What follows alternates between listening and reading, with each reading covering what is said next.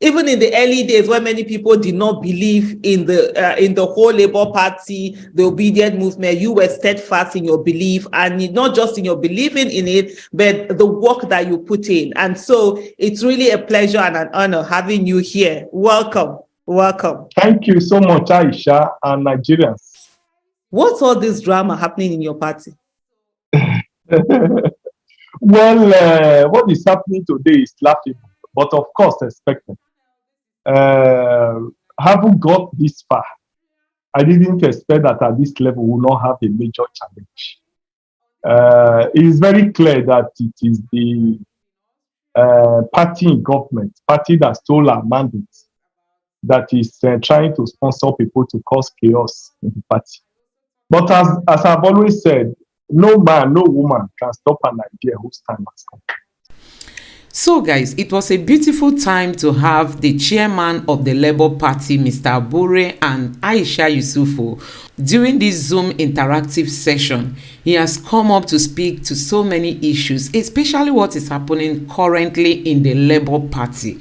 We all know that there is this set of people that have come up to hijack the Labour Party, and today he has come out to confirm that they are being sponsored by the APC. Initially, I wasn't bold enough to say that these people are being sponsored by the APC, but hearing it directly from the Labour Party chairman, gives me that boldness to confirm that these people are being sponsored. And I want to use this opportunity to tell the obedient family that this is time to stand up. If we really want to reclaim our mandate, we must stand up, to stop these elements that are working to truncate Peter Obi's victory in the election tribunal. So guys, let me allow you watch this video. Please don't forget to subscribe to my channel, turn on the notification bell for more uploads, give this video a like so that YouTube can recommend it to others, and let me know what you think in the comment section below. Thank you.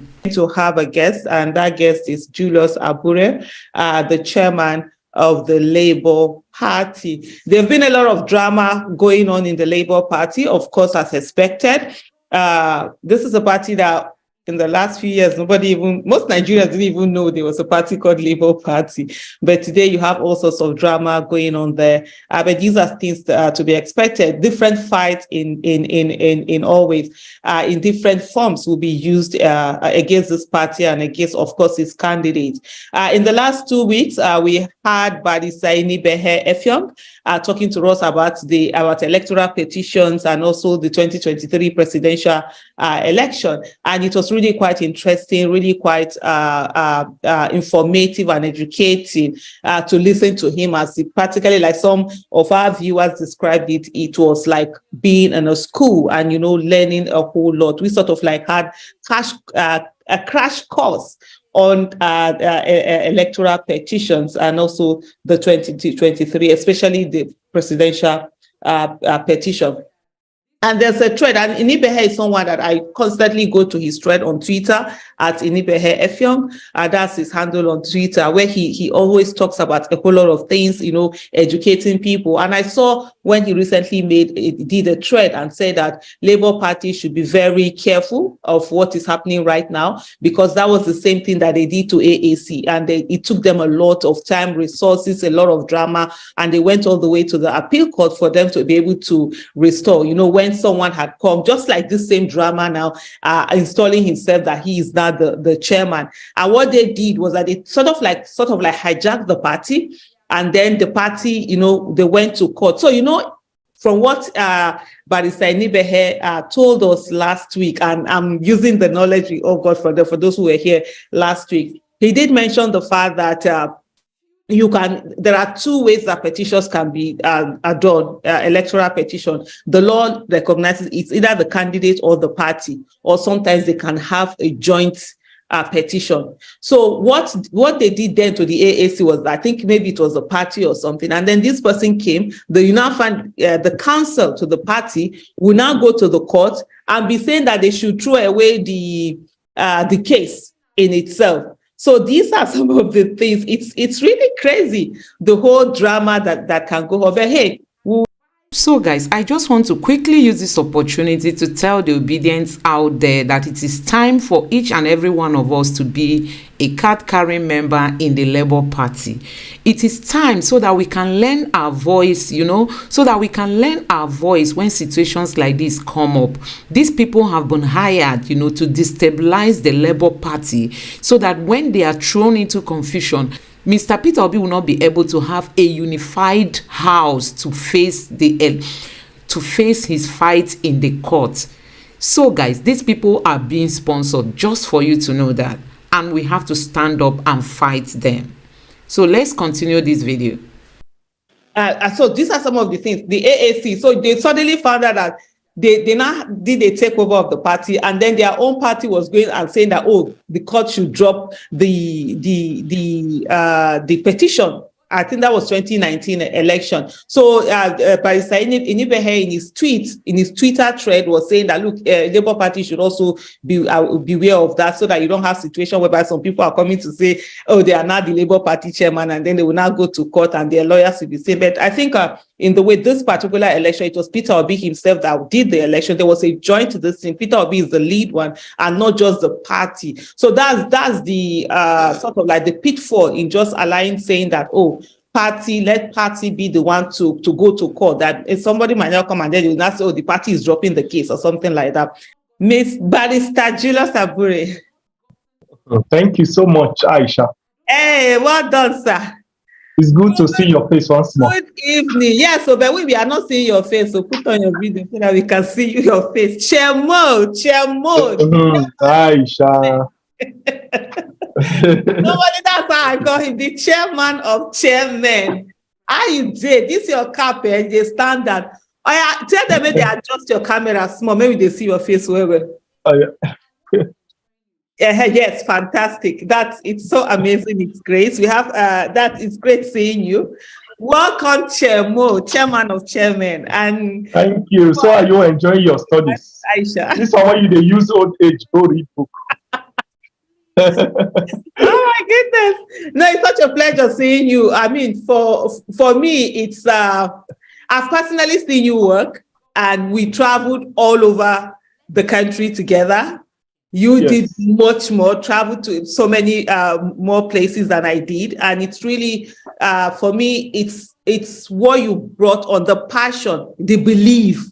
Even in the early days when many people did not believe in the whole Labour Party, the obedient movement, you were steadfast in your belief, and not just in your believing in it, but the work that you put in. And so it's really a pleasure and an honor having you here. Welcome. Welcome. Thank you so much, Aisha, and Nigerians, home and abroad, for having me on this program today. I'm so excited to be here. Yeah, you get that. He's excited. We have people here, a few people here on Zoom, and also quite a number of people on YouTube. So I'll direct some of those questions that will be coming in as we go on. But normally we just have a bit of discussion before we go on. But before we get into that, and I think this is the thing that's on the burning issue, on the front burner. What's all this drama happening in your party? Are you still the chairman? Well, what is happening today is laughable, but of course expected. Haven't got this far. I didn't expect that at this level we will not have a major challenge. It is very clear that it is the party in government, party that stole our mandate, that is trying to sponsor people to cause chaos in the party. But as I've always said, no man, no woman can stop an idea whose time has come. The time has come for Nigerians to take back the country. And no amount of intimidation, harassment that can stop that idea from coming into fruition. We are more than ever before determined to continue to pursue what we believe in, defend the Peter Obi's mandates and all other mandates that were stolen from the party across the country. There's no saying the fact that they are intimidated by the new wave of change that we have brought in the table. You recall that this is the very first time that we'll be having this excitement where young people, progressive elements, activists, all are coming together to struggle for a change. And fortunately, Peter Obi and the Labour Party represented that change. And therefore, they are threatened, they are harassed by the rising influence of the party. And I see it as a deliberate attempt to truncate all of this process. And for me, people are ready to defend the cause, people are ready to be with us. And if you have followed our engagement in the mainstream media and even the social media, you see that public opinion, the Nigerian people have seen it clearly that it's the handwork of the ruling party, who no doubt are sponsoring some elements within the party to give an impression as if there is division in the party, there's crisis in the party, and so on and so on. And so for us, it is expected, and we'll continue to deal with the issues as they arise. So I want to reassure you that we are more committed more than ever before. We will not be discouraged. We have made up our mind to be in the forefront of this struggle. Even if they say they want to arrest us today, we're ready to yield ourselves and put them in the public opinion.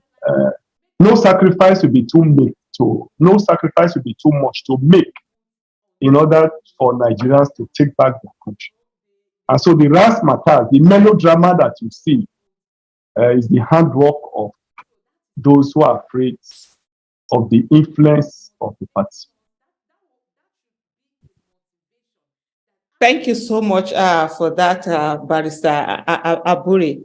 And for me, it's really, and I'm sure a lot of the viewers who are watching from all over the world, it's really interesting that you're steadfast, you're standing on, you're not giving up from your voice, and you're saying that you're ready to stay on. And these are part of the things that you envisage.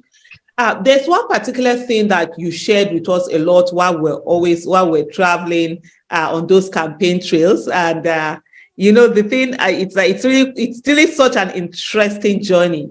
And the question here is, did you envisage the events of the last 11 months with the way things changed and the way your party came into the limelight? Is this something that you ever thought about all this while, or is this something that took you by surprise? And also to give us a background of how long have you been with Labour Party, and just a little bit more about yourself, so that the people who are listening and watching, of course, will be able to know more about you. Well, I have always been in the labor movement. I started my journey in Edo. I was chairman of Post and Telecommunications Employees, which took me to NLC. I've always been there, and I fought for the people. And in the process, the idea of having a labor party that would be the voice for the voiceless, a party that would defend the people, was conceived by the NLC. And so we attempted several attempts. There were several attempts to register the party, which didn't work. And we eventually succeeded in getting that done in 2002, after Gani Fawemi fought in courts to liberalize the process of registration of political parties. And so I was the first assistant secretary in Edo, became state secretary, became deputy national secretary, became national secretary, and eventually became the national chairman of the party. So all my life, I've always been in Labour Party. I started my politics in Labour Party, and I have remained in the party. I've always had this mind of having a viral, vibrant opposition party that will stand for the people and defend the people. In my early life, I had the opportunity of actually reading Awolowo's book, because my parents were of the action group, UPN, and I stumbled into Awolowo's book at an early life. I read all Awolowo's book, My Voice Through Prison, Voice of Courage, Voice of Reasoning, My March Through Prison, Adventures in Power, name them, all his books. And probably that informed my orientation, that even led me into joining the labor movement ab initio. I've always had this desire to stand by the people and defend the people. I also have my roots in the civil society. When civil society was membership based, were the ones that started civil society in Nigeria. It may interest you to note that I was in Women in Nigeria. Women in Nigeria. In Edo, I was the state secretary and eventually ended up at the national level as the national financial secretary of Women in Nigeria. Women in Nigeria in the 80s were one of those women-based civil society organizations that fought for the rights of women and fought for the rights of people generally. You may be shocked that what will a man be doing in the struggle for women? The philosophy of Women in Nigeria then was that even though women is an organization that was women-focused, men have a role to play in liberating and fighting for the betterment of women in the country. And so it was an organization whose membership was open to both male and female, but women-focused organization. I was also in CD Campaign for Democracy. We all in the movement when people like Bekora Kuti, people like Chima Obani of blessed memory, Bekora Kuti, name them, were in the struggle to actually liberate Nigeria from the shackles of military dictatorship. We are all part of that struggle and we participated in mobilizing the people, mobilizing students for that struggle. We were neck deep.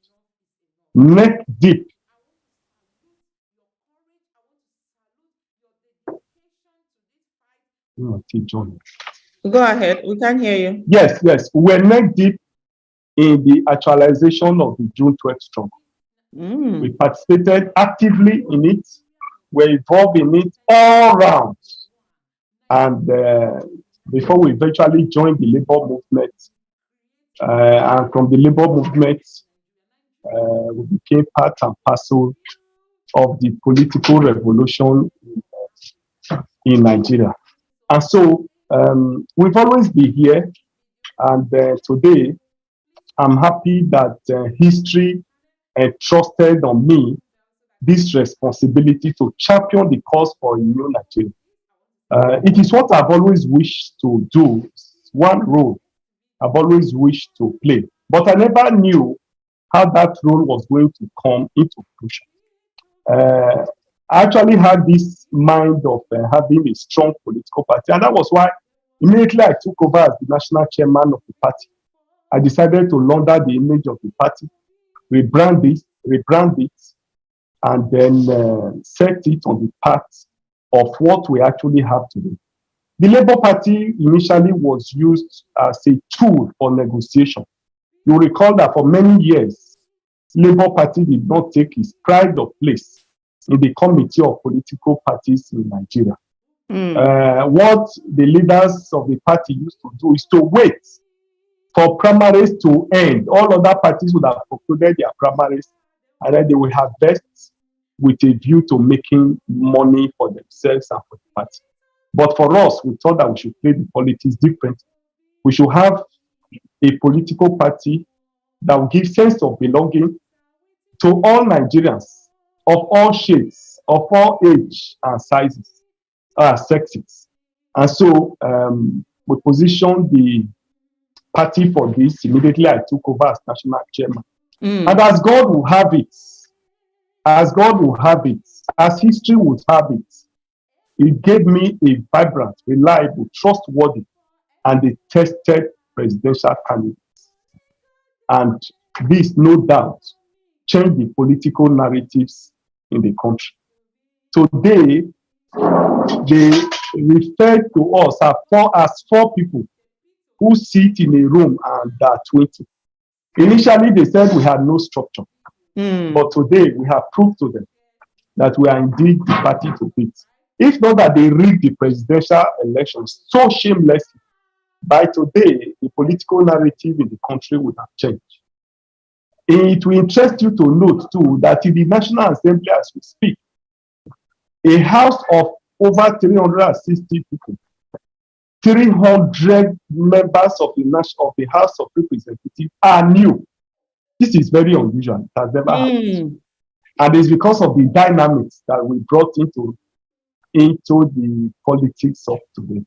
So for me, it is an assignment that we have decided to do, and we are ready to put everything aside. Every discomfort will bear it, every suffering we are ready to undertake it, provided Nigerians will have a better life and a government that they can truly call their own. A participatory democracy, a democracy that listens to the yearnings and aspirations of people, a democracy that takes into account the sufferings of the people, a democracy that will have empathy, that will work for the growth and development for the people. I can say here very clearly that the founding fathers of Nigeria have contemplated it to be a welfare state. If you look at section 14 of the Constitution, if you look at section 17 of the Constitution, it's very clear that the Nigeria shall be that the Nigerian economy shall be managed in such a way that will give maximum welfare and benefit to the citizens of the country. Section 14 says that security and the welfare of citizens shall be the principal purpose of government. Though what we see today is contrary to that, but I still believe that a new Nigeria is possible.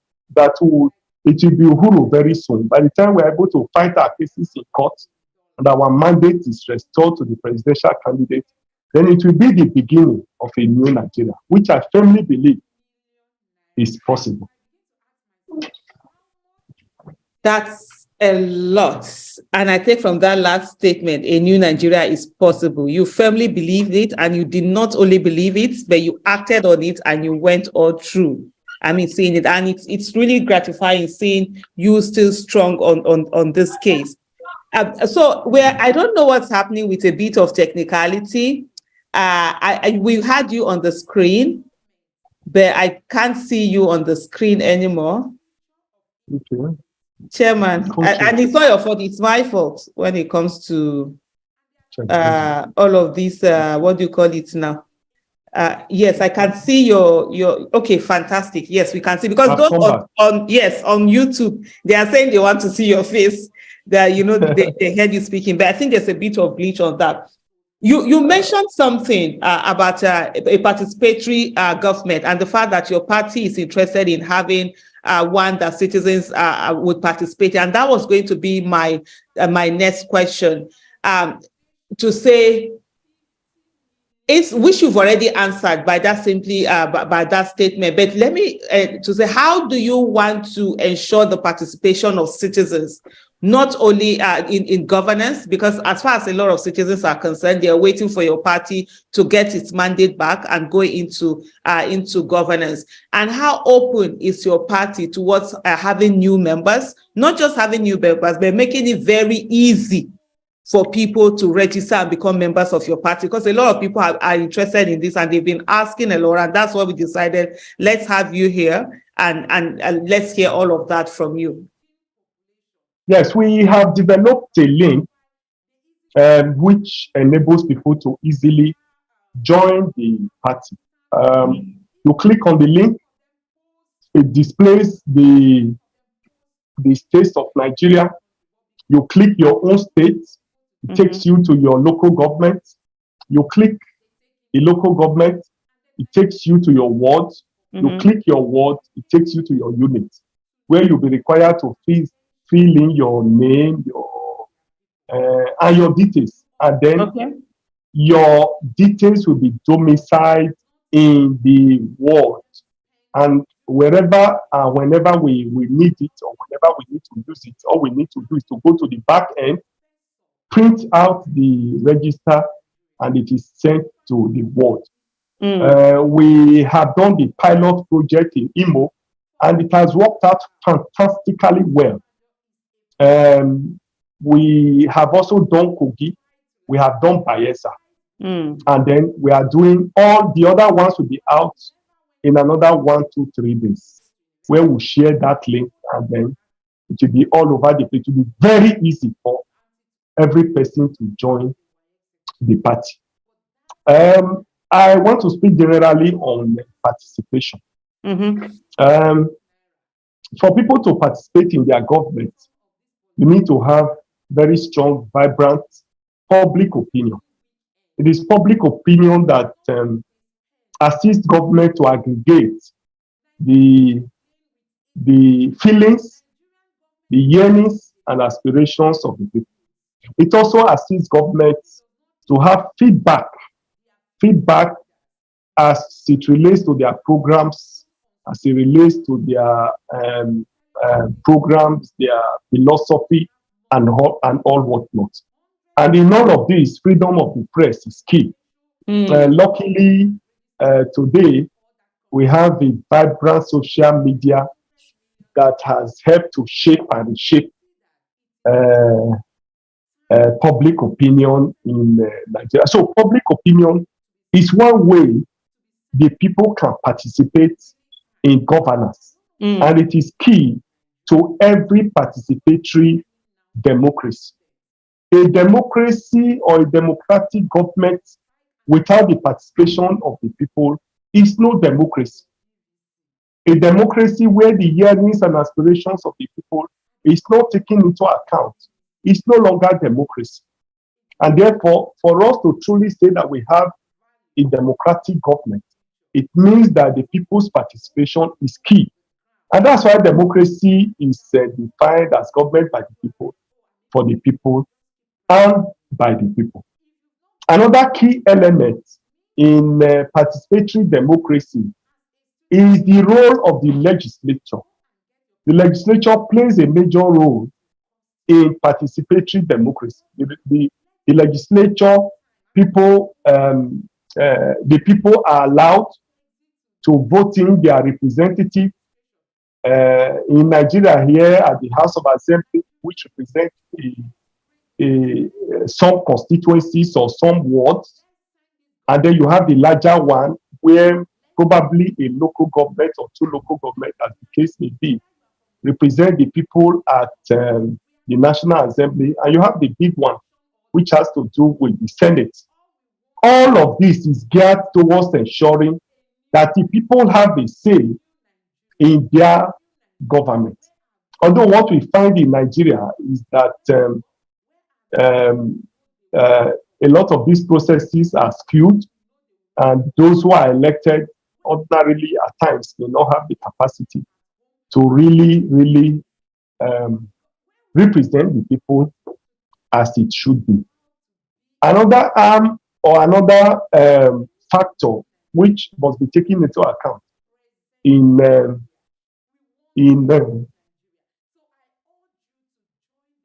John, check this. Okay.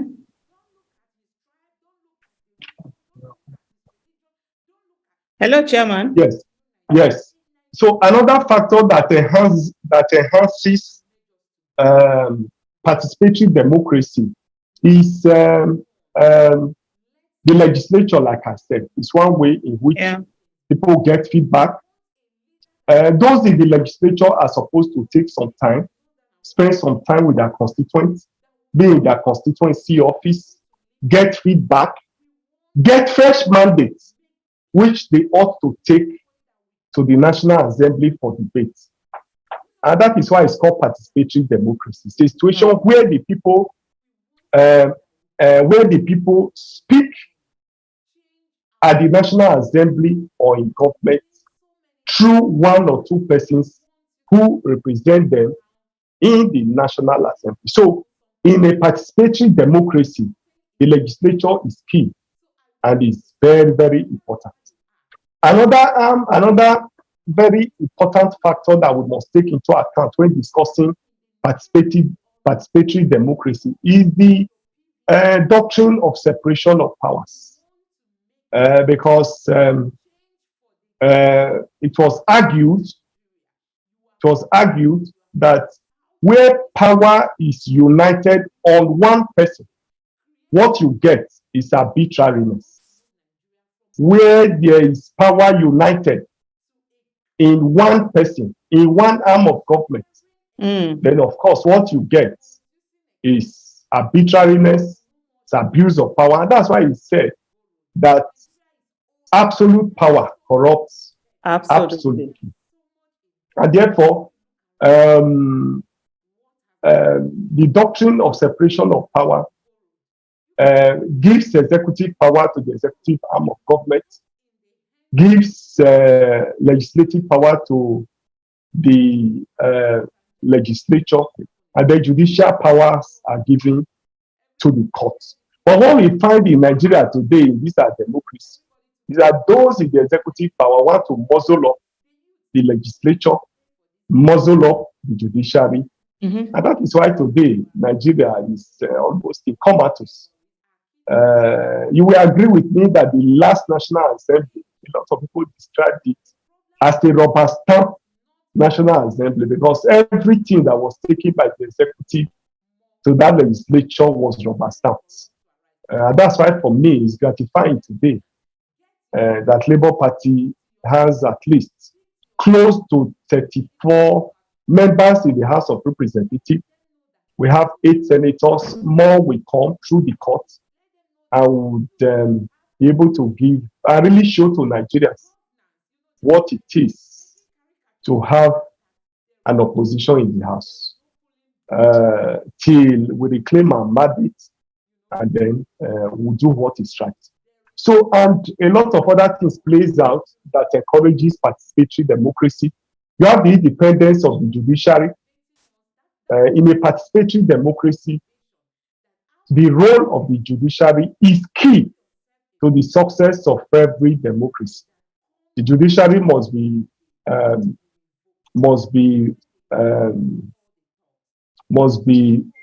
impartial, must actually be an umpire.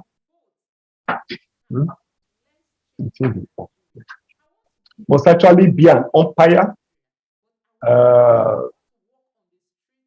The judiciary must represent the last hope of the common man, and that's why the salaries of judicial officers are consolidated.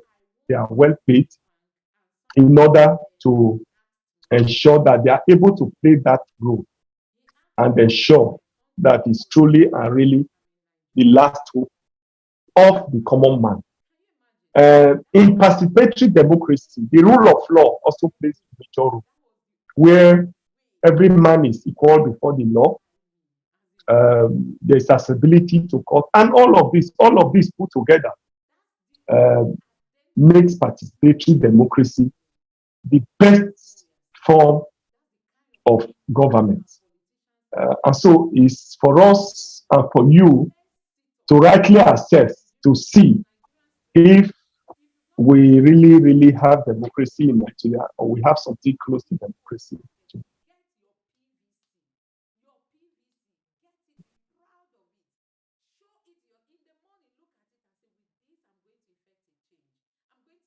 Thank you so much. Mr. Chairman, can you hear me? Yes, I can hear you. Okay. I wasn't seeing your face anymore. I said probably you.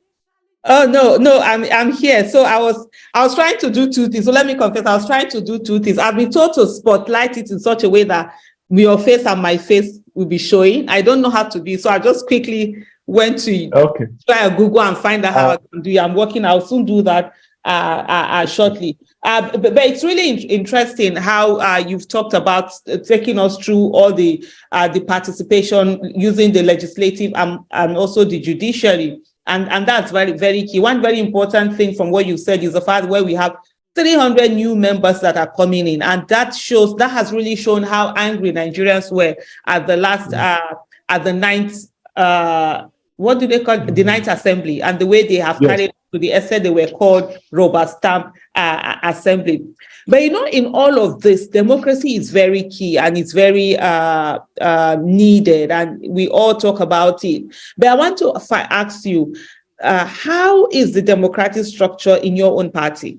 And because one of the problems we've always had is always issue of internal party democracy, and where some people we sort of like want to lord it over other people. Is that the same thing in your party, or your party is different in the way that it does its things? No, obviously, it's different. You see what we are going to do with Imo, and that's why I mentioned to you a while ago that we've just done membership revalidation in Imo, Bayelsa, and Mm-hmm. the intention is to allow people to freely decide who becomes the governorship candidate in those states. Our process is democratic. If we have criticized PDP, we criticize APC for lack of internal party democracy, then of course we should not be seen to do less. You recall that even the party primaries that brought in Peter Obi was done democratically, where we practically spoke to people. People stepped down on their own. Some midway into the election, a lot of people stepped down, and that was how Peter Obi became the presidential candidate of the party. The party is going to be very democratic, I can assure you of that. And we have always embraced our democratic principles. And I must assure you clearly and very simply that democracy will be our hallmark. Whatever we want to do will be thrown. Members will be free to elect whomever they want. When time for congresses and primaries come, you see how we are going to, we'll not just profess, we'll not just say what we'll not just say it, we'll live with it. We'll show leadership by example, and the space is going to be open to all Nigerians. And that's why we have developed all the membership registration portal and all of that we have developed to make it easy for people to join and for people to effectively participate.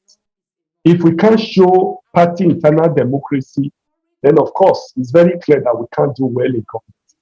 And I don't want to be part of those who will profess one thing and want to another thing. Yeah. So I assure you that we're going to have internal party democracy. Thank you so much, Mr. Chairman. Why you also just mentioned the link. A lot of people are asking for that link to be shared here and also to be shared on YouTube. So if you could just get that link sent over to me now on my WhatsApp, so that I'll just quickly put it there. There's something about that link. For me, we live in the 21st century and it's the microwave age. And people don't want to wait for things that can be done within seconds. Why is there this necessity for somebody to have to go to their ward to go and pick up to finish the registration? Can the ward also be online? Is there something that online. You shared? It's online. No, okay. The link we have developed now, like I said, we've done the pilot with Imo, Kogi, and Bayelsa. Membership of political party is domiciled at the ward level. Yes. You don't join the party at the state level nor at the national level. At that level, it becomes a representative. How do I put it now? It becomes a representation of one stage and another. Where party participation is really, really at the ward level, because that's where you have ward meetings, all the locals, everybody will sit together and participate at that level.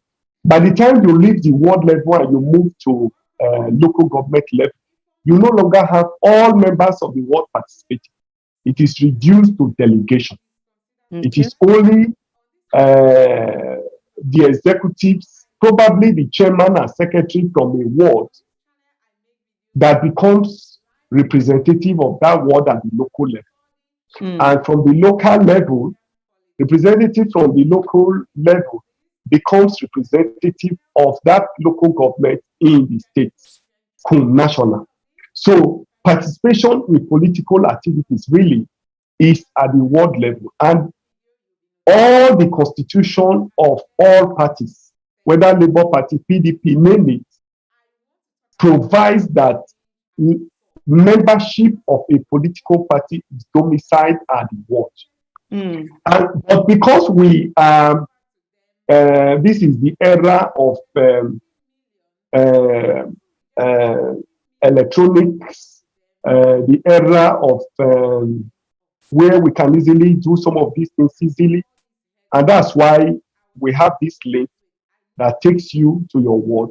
Wherever you are, you can still register and participate in party activities wherever you are. But that participation will be domiciled at the ward.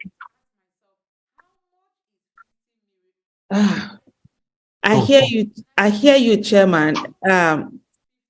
But so for me, this is where I'm coming from to say, how can it just be done? Do you still have to go and collect your the card from that? Can't you just do everything online? Maybe your card is sent to you. Because I see where they're saying you have to finish up the registration at the ward level. I understand the importance of the ward level, but can't you have all of that system of the ward level also online so that I could just do everything and then it's online? Okay, it's so online. You don't have to go to the office to collect anything. No, you don't have to. Just fill once you complete your registration online. From the back end, your name will be in the ward register in your ward. And so whenever we need the ward register, we print it out from our back end and send to the ward. If we need a hard copy, all we need to do is to go to the National Secretariat, print out the ward register and send to the ward. That is what we have developed. It's very unique, Aisha, I can show you. Oh. Yes, what is available now is that of Imo, Bayelsa, and Kogi. The one for the other states, within the next 1 week, it will be made available. It's a promise, and I will not go back on that promise. I will send it to Aisha. I will send it to all our platforms, and you'll be able to join. In fact, the constitution of the party provides that every 3 years or every 4 years, we should have membership revalidation. Okay. That membership revalidation gives both old and new members the opportunity to revalidate their membership. And as soon as we develop this app, in fact, we have released the funding for it, and work is in progress. In another 1 week, it will be available. And to be shared. So the intention is to make it easy, to make participation very easy, and I can assure you that you don't need to go to your ward to complete that process. You can do it online, and your name will be in the ward register. That's great news. That's amazing news. So that's development from the last time where you had to. So it makes things easy. So ladies and gentlemen, if you want to join Labour Party, no more excuses. Just go ahead and do it. Those from Imo, Bayelsa, and Kogi, I can share the link right here. Okay. Oh, okay. So please just send the link to me on my. Yes, you can also share it here. Let them share it here also, and also send it to my WhatsApp, or I can copy it here, and so that those on YouTube, because they're already saying that we are leaving them out of the conversation, and that's where the main audience are. Thank you so much, and it's really been interesting hearing this. Please, we'll begin to take questions now. If you want to speak, raise up your hands. In the meantime, we have certain questions on the chat box. Like one here says, "Good day, everyone. Please, my able and capable chairman, what are you going to do to those state chairmen that sabotage our elections?" Well, that's why they are already fighting. You can see the fight, the razzmatazz, the razzmatazz and the melodrama that you see.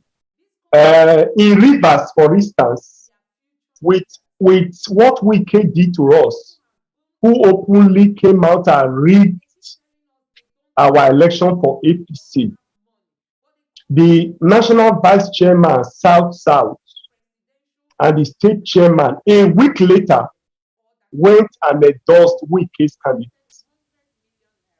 And we didn't waste time. We dissolved that executive immediately. And that is some of the fight that you see that they are fighting with. So those who were in the secretariat who said they are going to do this and do that is also part of the fight from there. You also saw what people did in Ogun State when they went to endorse APC and PDP.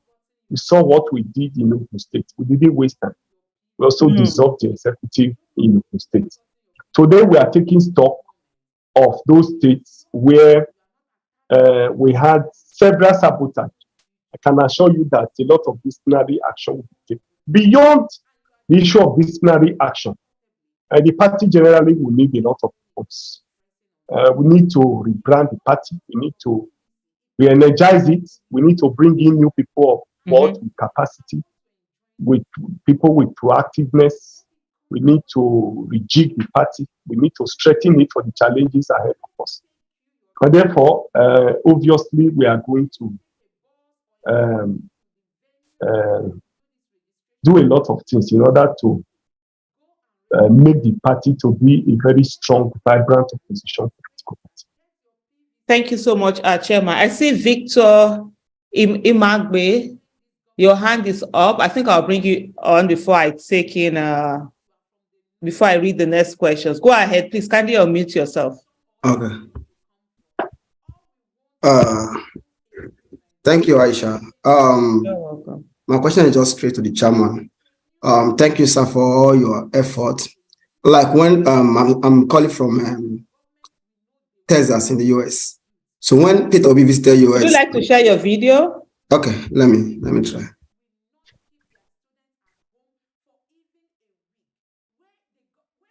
We can't see your face. You can't see my face. Okay, maybe my camera is. Okay, yeah. Can you see me now? Okay. Yes, we can see you now. Yeah. Thank you, sir, very much, Mr. Chairman, Aisha. Like when Mr. Peter Obi came to Texas, I was there and I told him that because by privilege, I've worked in Dangote for 5 years, I work in the bank for 9 years, so I have a lot of friends. So I make my calls, I make my personal, calls before the election, which I always do every year. And I told him that he winning the election was not in doubt. I know he has already won the election because I know many people that were, addicted. Victor, you will need to get to that question. Okay. The question is this: in as much as there's a petition before the tribunal, and you know what it is, it's either here or there because Labour Party already have a huge achievement so far because we already have one governor. You have 34 federal members. You have about 68 state of assembly. So what is the party doing to ensure that, because I understand the Nigeria factor, to ensure that these people that have been elected on the platform of Labour Party, the light is on them so that they won't go to the house tomorrow and they start decamping tomorrow, hearing that decamping to APC, they decamping to PDP. That will be another setback. So what is the party putting in place to ensure that these people are followed up so that even if they are there, if they are not having their majority, let them have their say and stay there. Then the next 4 years, another is still coming. So from that platform now, they can no longer say that Labour Party don't have a structure. From there, we can pick it up from there. So what is the party doing in respect of those people that have been elected? Well, what we have done is to engage them. And it will interest you to note that we've had over 2, 3, 4 meetings with them. We have had dinner together where we have always hammered on the point that they must realize that they rode on the platform of the people, they rode on the back of the people. And therefore, whatever the people want is what they must do in the assembly. I have constantly reminded them that in all my engagement with them, I've always said so. I've always insisted on it. We tend to have a retreat. I think that retreat we hold on the 22nd of May, shortly before the house is proclaimed. We are going to constantly be having a monthly meeting with them. We are going to give them we are going to be, how do I put it now, a source of reservoir of knowledge to them. We are going to make them unique. We are going to be ahead of them. Every government policy that is good, we are going to commend it. Anyone that is not good, we are going to criticize it and put it on the table. We are going to engage them, we won't leave them. Having said all of this, the Electoral Act now does not actually allow people to defect. When you defect, the seat is declared vacant and the party is free to bring a replacement. But what is most important is for us to continue to engage them, carry them along in all our decisions, and give them that sense of belonging. And most importantly, what I have told them is that 4 years is not forever. In a short while, 4 years will come, and the day of reckoning will come. There's always a payback time, and the payback time is usually not a very long time. And therefore, for us, I believe that those that have been elected under this platform are those who ordinarily wouldn't have been elected if not for the wishes and aspirations of the people. They rode on the back of a lot of people who won under the platform of Labour Party. If it were business as usual, they would not have won that election. For now, they are very conscious of it. They believe it. And for me as national chairman, I will continue to reiterate it. Any engagement I have, any opportunity I have to discuss with them, I will always mention it and make it categorically clear that they must be on the part of the people. What is even more, APC is diminishing, PDP is diminishing. PDP and APC is no longer fashionable. The fashionable party now is Labour Party. And therefore, any person leaving Labour Party for any other party is embarking on a journey of no return at the end of that political career. And I don't think that for these young ones that have rolled on the back of the people to be in the house will embark on a journey of no return. Thank you so much, Chairman, for that. And I think, Victor, your question has really been answered. And so thank you. Before I go on and call in another person, Onyeka, I think you're next online, but just hold on a moment. There's a question here that says, someone is asking, how do you screen who registers online? How do you make sure imposters don't register? And then there's another question here that says, Chairman, why are we still doing delegate primaries? Why can't we have everyone vote at the ward level and send results to state for collation? That way, there will be removal of dollar influence. But before you answer, Chairman, it's just to add to what the question asked by the last person, to say citizens have a very key role to also play. Citizens have to occupy their office of the citizen for them to ensure that people who are voted into office don't go there and suddenly begin to abandon offices. And I think one of the things I've seen about those who support Labour Party and members of the obedient movement is that they have been telling those who have been put into voted in that, look, if you go in there and begin to do anyhow, we will recall you back, or the next time you won't win the election. So I think those are things that really citizens should also focus on. So on this question on how do you screen who registers online, let me just reframe it again. Do you have a right to stop anybody from registering? Well, that becomes a challenge, because when you also liberalize the process, it comes with its challenges. Obviously, those who are domiciled in the ward, we really know those who will really participate, because truly speaking, participation is done at the ward level. If, for instance, you are going to have an election in Ward 2, in my place, for instance, it means that you have to go to your ward to go and participate. And because it's a small gathering, so it's a micro gathering of people, they know themselves and they know those who are. So at the ward level, they will be able to screen themselves out. But at this stage where registration is open, it becomes difficult to screen people out of it. It's a challenge that we may need to face. But for now, I believe that when we get to that bridge, we also cross it. It's an evolutionary process, and as we evolve, we begin to find solutions to the challenges that comes with our own development. And so, for now, we are happy that we are able to liberalize the process of joining the party. Let it be free, and let's see the challenges that will come with it. Whatever challenges comes with it, obviously, we will deal with it. Okay. So before you go to the other question, this one relates to it. Someone is asking, can people in diaspora be card carrying members? Yes, Can obviously. Nigerians in diaspora? Obviously, once with the registration that is done, with the portal that is open now, you can actually join from wherever you are, be a card carrying member.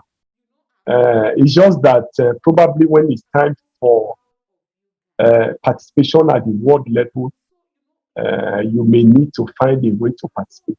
But like I said, as we move on, we begin to the challenges that comes with it, to be able to deal with it. So it's allowed wherever you are in the world, you should be able to register and be a card carrying. Okay, thank you so much. Onyeka, please go ahead with your question. You have 2 minutes. Also put on your video. You can unmute now. Thank you very much, Aisha, for organizing this session. So my question, I have 2 minutes, so I have to be very brief. My question actually borders on the compliance and governance structure or framework of the Labour Party to ensure that the Labour Party is able to carry out internal party democracy, such that people are able to understand and identify what the Labour Party stands for in terms of their ideology.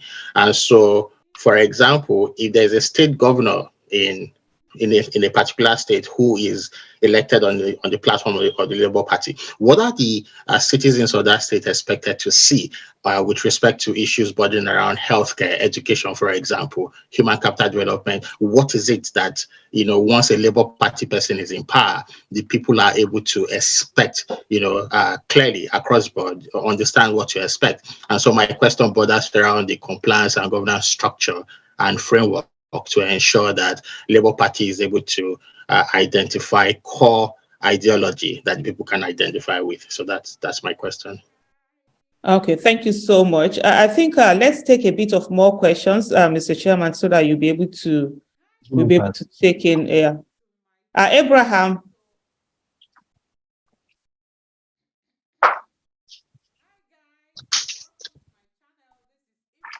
Abraham, please unmute yourself. Hello, Aisha. How you doing? Good. I'm doing great. Good evening, Barrister Julius Abure. How you doing today? He's doing great. Can you put on your video, please, so that we add who you're talking to?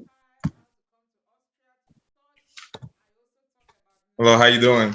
We're doing great. Well done. Go ahead. Please. I just have a few questions. I know the distraction is about the assault by this Lamidi Apapa of a man.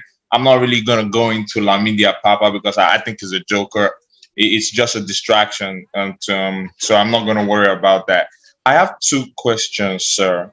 The first one is concerned. I read through this evil constitution, and even in the constitution, I saw that there was a provision that says there can be televised hearings if it's about public interest and public trust.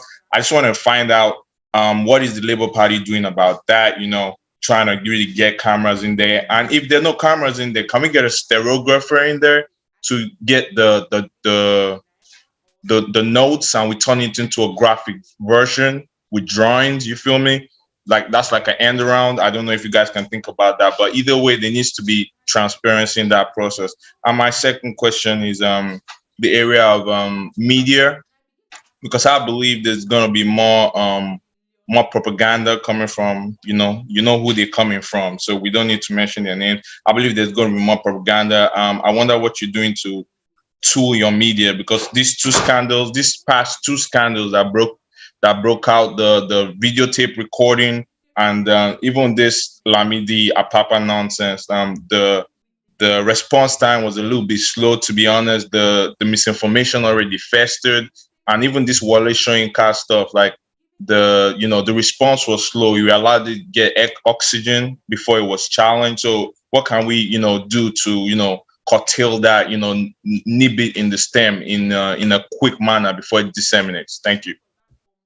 Thank you so much, Abraham. Well within your time. I think I will take in one more person. I think the Lord's favor, I think, is the hand that is up next. Can you unmute yourself, please?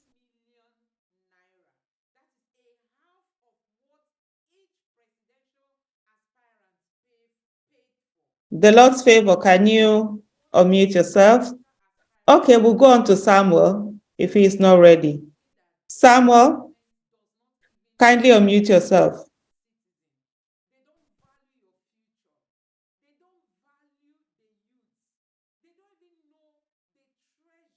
Hello, Samuel.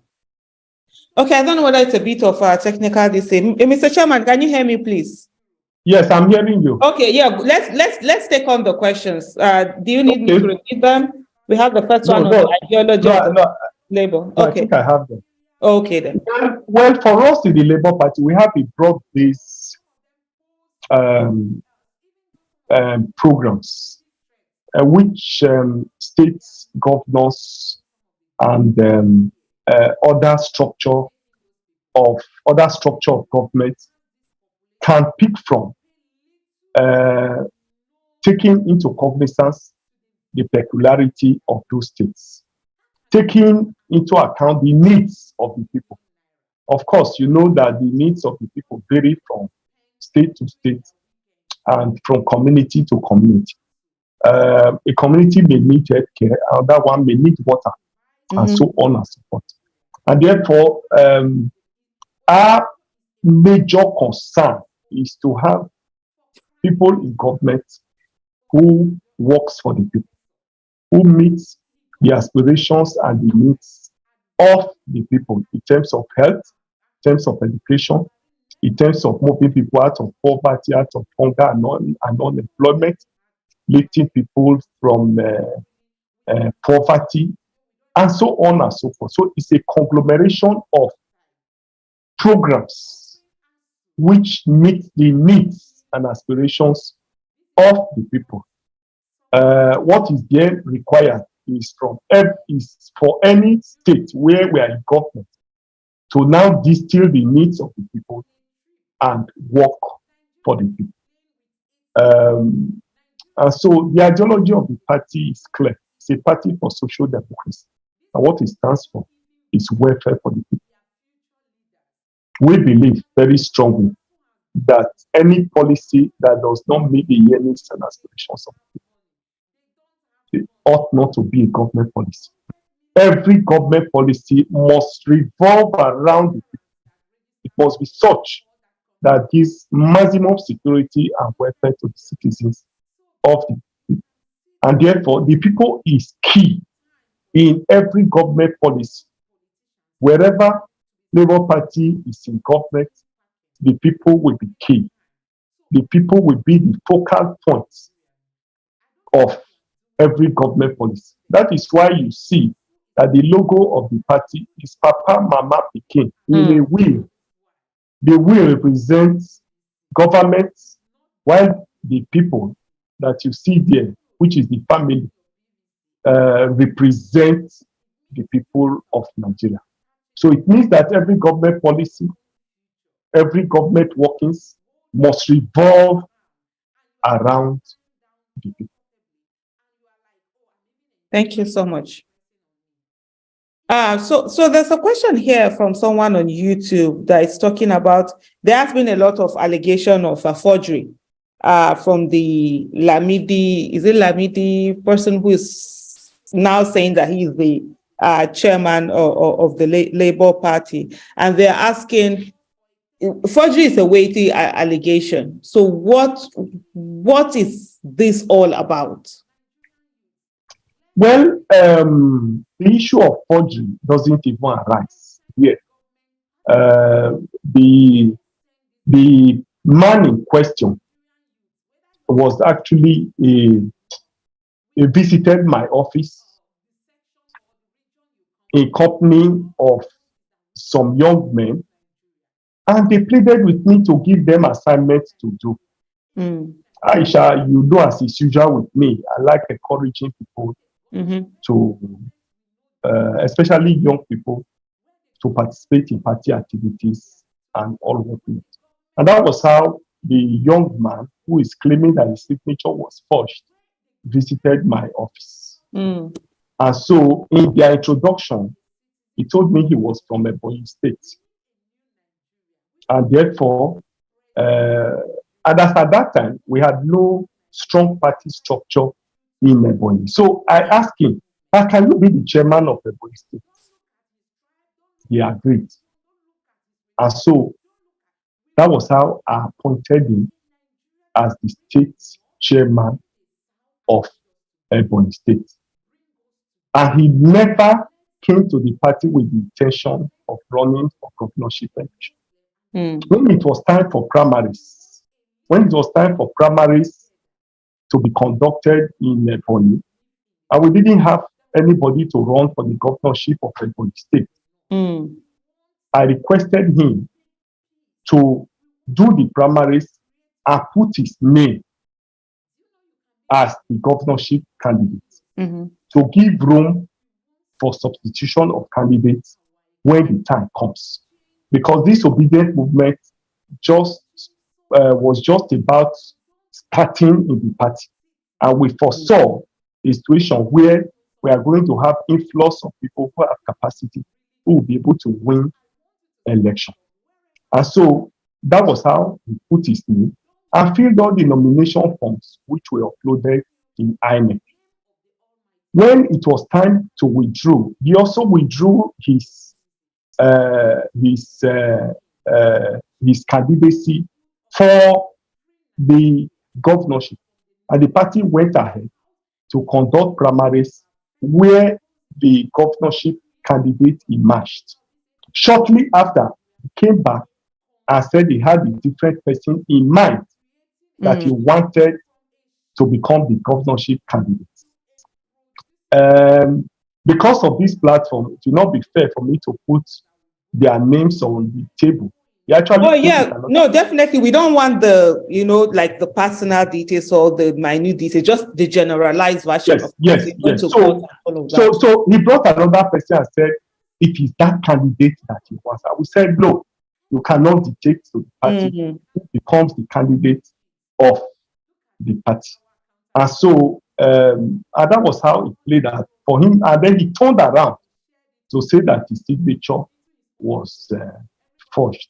But we thought it was a child's play. We didn't really take it seriously because we thought it was just the normal disagreements within political parties that we can resolve.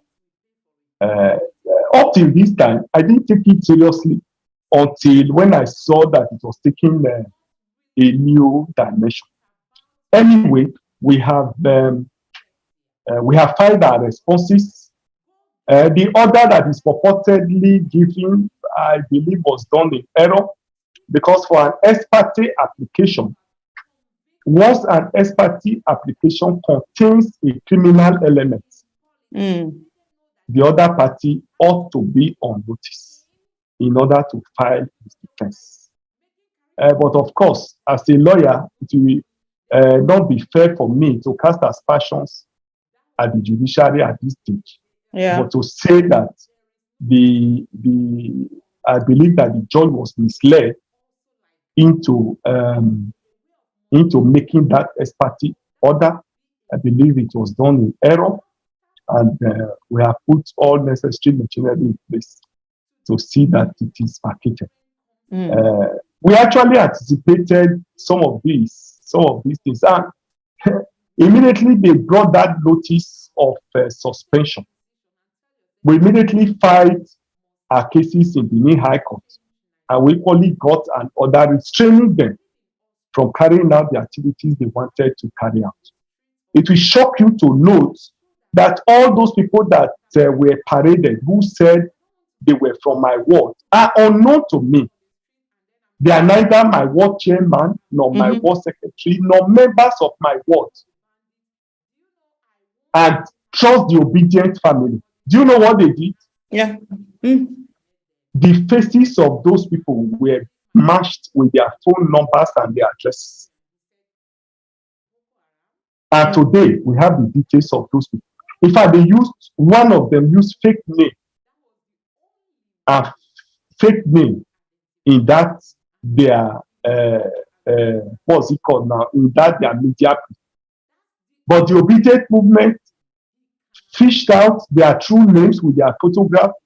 The obedient movement have traced them to their family homes in their village. So we already know their identity, their true names. And we have written to Commissioner of Police because what they have done is criminal impersonation, and we will ensure that they are brought to justice. So for me, we'll deal with it, we'll face the challenges. For God's sake, what is here is eternal party democracy, and it's an eternal party matter, it's an eternal matter of a political party. And the Supreme Court have heard severally that eternal matter of a political party is not a subject matter for the courts. And therefore, I believe that the judge was misled to give me that order. Most importantly, is that we also have an order which restrained them from doing what they have done. A matter ordinarily that would have been a family matter, where powerful people are now involved in it, especially where APC wants to use it as a basis to enter the party because of the fortunes of the party. You can be rest assured that that's why it's like this. But we'll deal with it. We're rising to the challenges and we'll deal with it. Oh, okay. So coming back to the question of Abraham on the issue of the televised hearing of the petition, is there anything that the party is doing about that? And he was asking if they can get a stenographer. I don't think, or anyone that could just, or cartoonists or people that will just show what is happening so as to keep people updated. And then I think it's an area we need to work on. We have not really about our minds to that. Probably we'll make arrangement to see how we can televise it live and stream the program live from the courts. I'm sure, but I can assure you that television stations will be in the station or will be in the court while the proceedings begins.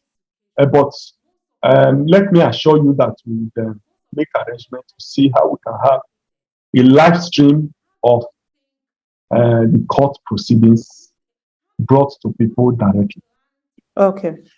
And the next thing also was the issue of the media presence and that response to quite low. A lot of remember the Minister of Labor, I think it was the state for states, that's Festus Keyamo, did mention that they were going to do propaganda for propaganda. And I always say, like in the movement, we don't have propaganda. We use truth to fight propaganda, but they've come out openly to talk about the fact that they are going to be doing a lot of propaganda, smearing, fake news, and all of that. And it seems the response from Labour Party is quite low. It's not as quick as it should be, and some of these lies and propaganda are actually gain oxygen before there's a response that comes from it. Well, like I said, we had expected this, and of course, you know that this last one that came was actually public holiday. I was already in Edo. A lot of people had already traveled before this one came up. I agree with you that our response is slow.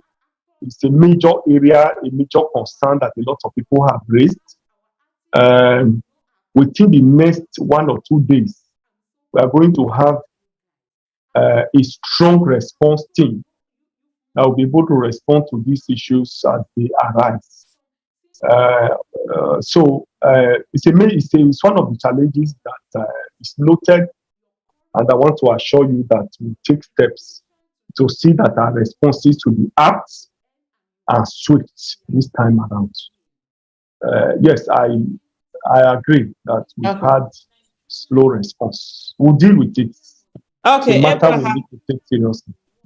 Thank you so much. Abraham, you did get that. Did you hear that response? And they said they're going to work on it. They do agree with you, because the easiest way of solving any problem is, first of all, to admit that there's a problem. And the moment you admit that there's a problem, you take responsibility for it, and then you begin to find ways to make it work. Mr. Adetunji, go ahead, please, and unmute yourself. Let's have you next. I think there were some people that had a little bit of a network issue. Please try again and raise up your hand so that we'll be able to bring you in. Go ahead, Mr. Thank you very much, Aisha, and thank you, Mr. Chairman. I'm calling from Dublin. Just to give a background, I came to Nigeria. I actually registered to vote, and I voted LP and also canvassed. I represent a group here for obedience, and we contributed our money also on the platform, the obedience something platform. Now, when I got to Nigeria, I realized that actually that there seems to be quite some, there was this town hall app that I downloaded, and I found that app to be like something that would have been a game changer, because everybody will have been able to upload their results from the world level. But that app, I don't know what happened to it. It was not working. And to be honest, I realized that we have challenges at most of the wards, like the ward E3 in Ikorodu, where I actually joined. The structure is not really very great, but we are working on it right now. And my question basically is this: that can that kind of town hall app, be further strengthened to give structure, to give organization to the party, such that even at the world level, people can participate and things can get moving? Because it seems as if, without that kind of town hall app, I don't know who created it. I think it was supposed to be used for the campaign. If it can be strengthened, and it can help to structure the party very well, and a lot of things can get moving. And again, I hope that Arabambi will be expelled, and including Apapa. Both of them, I hope the NEC will meet and expel the two from the party, not only, and all the cohorts, because they are really causing trouble. And I hope that everything will, the dust will settle soon. Thank you very much. Thank you very so much. Thank you so much. I want to appreciate you for your contribution, your financial contribution, and all that you did for the party.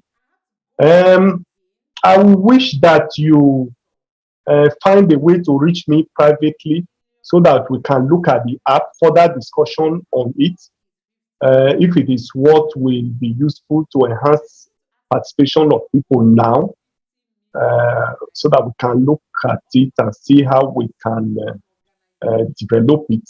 I am aware that we had several apps developed by several persons, so I wouldn't know the one you are talking about now. So I wish that you are able to chat me up privately so that we can look at it, the one you are recommending, and let's see if it is what we can continue to work it in order to enhance and develop the party the more. Thank you, Mr. Chairman. Mr. Adetunji, you can send him a private message. It's on the town hall app. I think someone is saying here, and I think which is the one that Valentino Zibo and others came together to develop, and so it's really some things that it should be. I will liaise with Bart and see how we can work together to develop it and make it domiciled in the party. We'll take it over, I can assure you. Okay. Lost Favor, I see you're back. You were supposed to speak before, but I don't know, network issue. I'm asking you to unmute again. I don't know whether it's not allowing me to unmute. If you can hear me, Lost Favor, go ahead and unmute yourself. No, I think it's not working. Let me come back to Joe Williams. Joe Williams, you're next, please.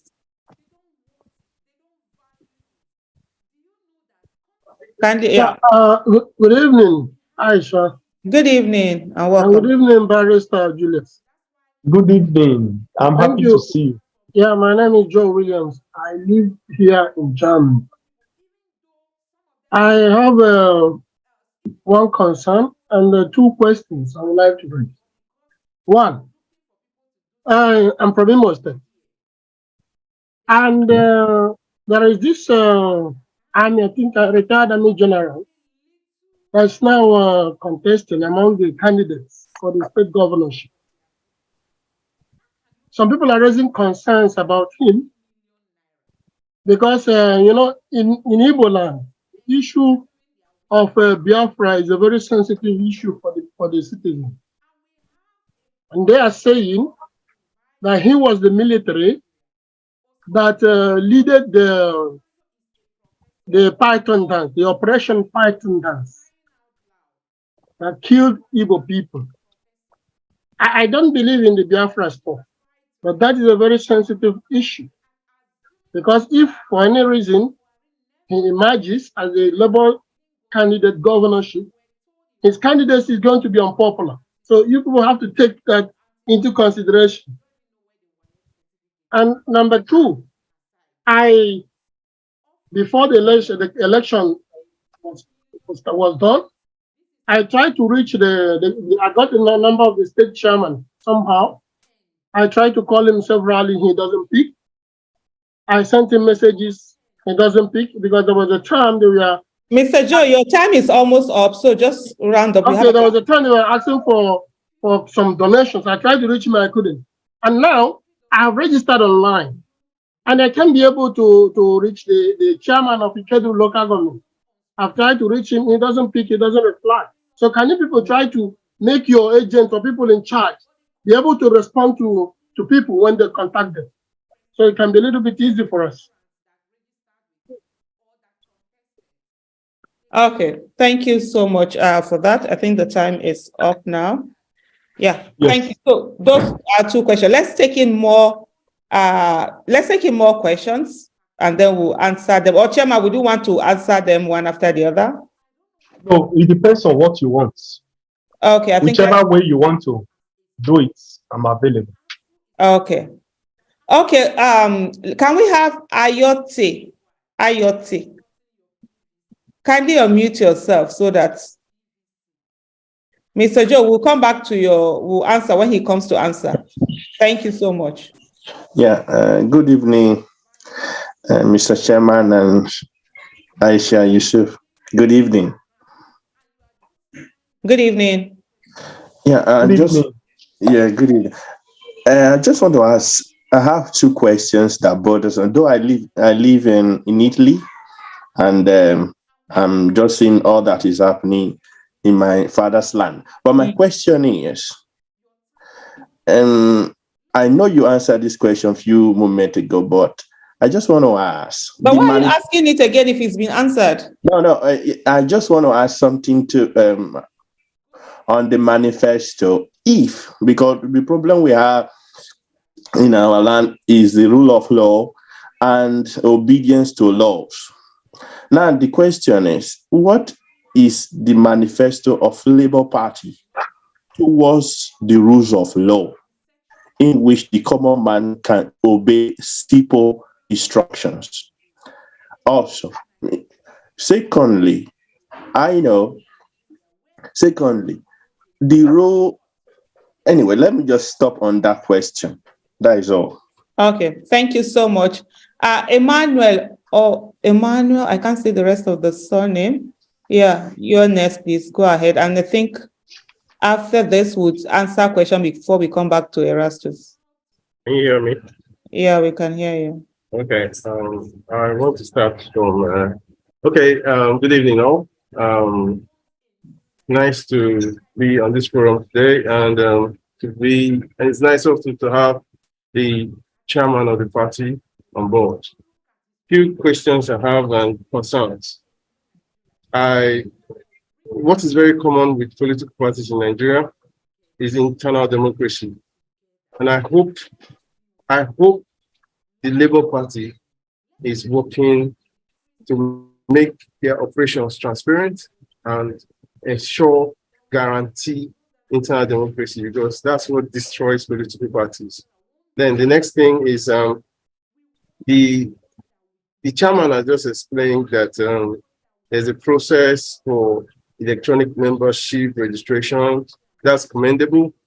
But the first question is have you people, does your constitution, does the party constitution support that method of membership registration so that you don't do everything in futility? Take note of that. Then if you are going to go that route, I've said it's commendable. I hope it's going to be very transparent. You talked about having access to the back end. I hope names will not be smuggled through the back end when it's time for primary elections. Here's my advice. Let the membership, if I'm registering, and I want to paint the picture now, if I'm registering as a member, I should be able to know, even if I don't have their details, I'll be able to know the number of people, the people that, with all members of the particular ward that I'm registered in. I should be able to see them. I should be able to see their detail, at least their name, whatever it is no matter how you choose to present it, but I should be able to know that this person is in the same ward with me. This person will have an idea of the number of everyone in that ward. So that's a measure of transparency that should not be toyed with. Take note of that. And it should be so transparent. Should be so transparent that okay. I should then the last thing, I hope there's going to be a form of contribution, no matter how small, so that we have money bags. We not, because if you have 2 million. Okay, I think I've gotten that part. You've exceeded the 2 minutes, and they're quite enough. I think I've gotten that. Thank you so much for those questions that you've raised. So, Mr. Chairman, over to you. Well, ordinarily, I wouldn't have loved to make comments about the candidate in Imo State. Imo State governorship primaries and election is becoming, or is likely going to be, very contentious. In fact, it's already contentious, and I wouldn't ordinarily would like to discuss one of the candidates, one of the primaries, one of the aspirants in the party. But for now, I can simply say that the general wasn't the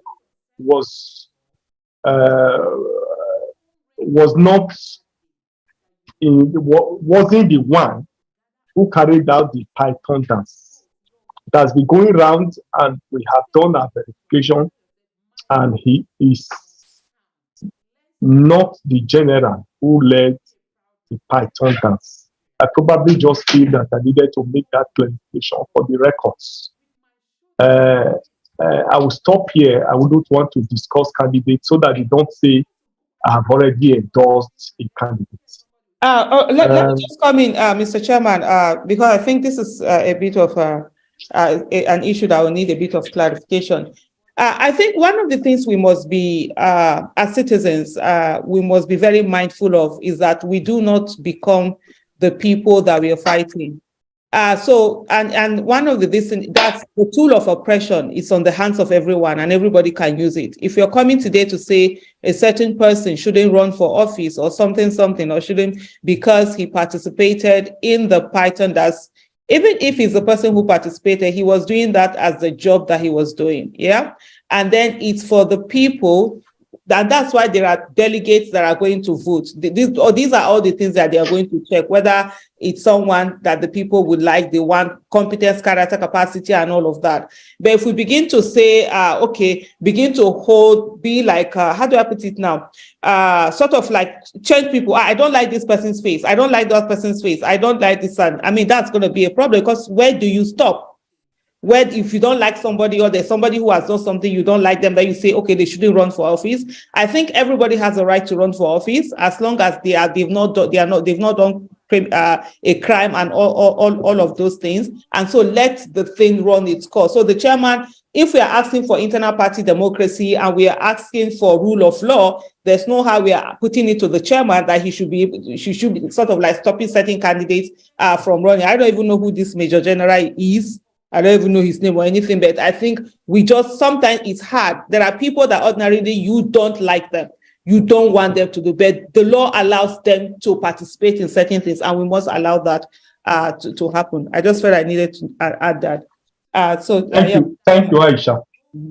So on the issue, the other question he asked was on the issue of communication, that some members, he tried reaching the chairman of the part of a state chairman, they weren't answering and all of that. So are there places where you have emails or something that people can send messages to, or certain numbers where people are employed to answer those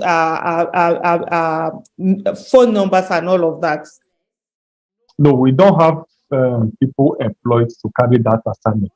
Probably now that the party is becoming bigger and sources of funding I'm sure will increase, because those elected under the platform of the party now want to believe that they will have a way of supporting the party. Probably will be able to correct some of these shortcomings. Like I said, we are going to rejig the party. We are going to develop it. We are going to bring in more capable hands to be able to help us tackle some of these challenges that we have. But I'm shocked that the state chairman did not pick and didn't return the call as at that time. So I can assure you that we are going to improve on our operations. Wherever we feel that we are not doing well, we are going to improve on it. Okay. Yes. Thank you so much. And then somebody talked about internal party democracy, talked about the manifesto, talked about the rule of law and all that. I've spoken a bit on the issue of manifesto. I said we have a long range of programs. It is now left for those in the state to look at the needs of their people and adopt what they can adopt and find welfare for the people of their state. Like I said, the party philosophy and programs summary deals with the welfare and well-being of the people.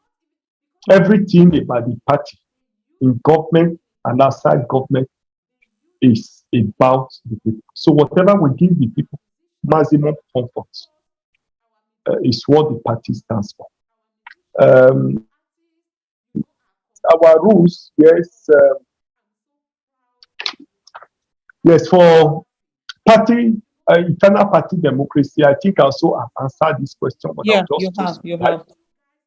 Throw light on it, that if we have criticized PDP and APC for lack of internal party democracy, we as a new face or a new generation of political party who have the obedience driving this process, and a lot of young people driving the growth and development of the party, I don't think we should live below expectation.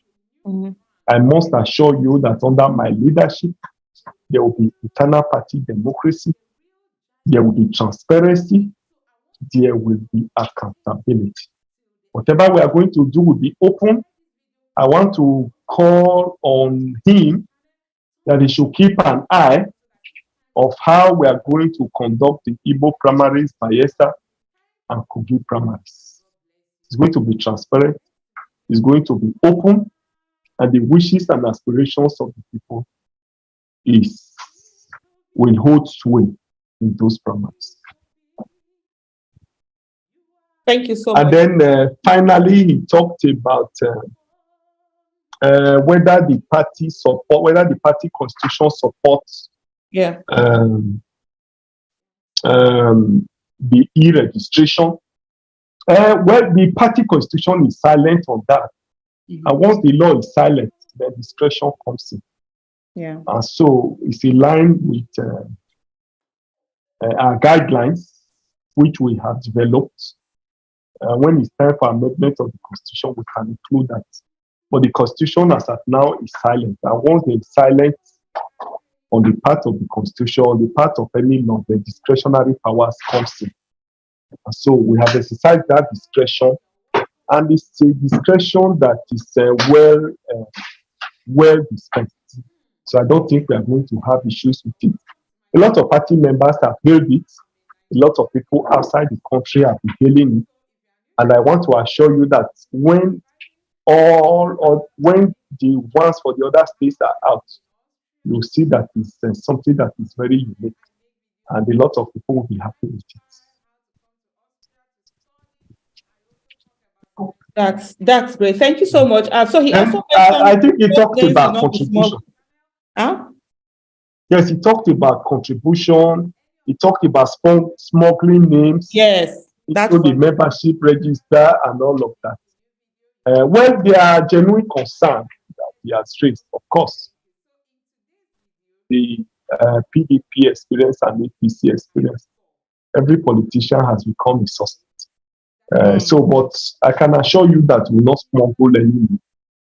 I doubt if it's possible to even smuggle names into that platform. But I can assure you that under my leadership, we'll be very transparent and we'll try to set the record straight. We'll try to prove to Nigerians that we still have some Nigerians who are dependable, who are trustworthy, who will not cut corners, but will get things done properly.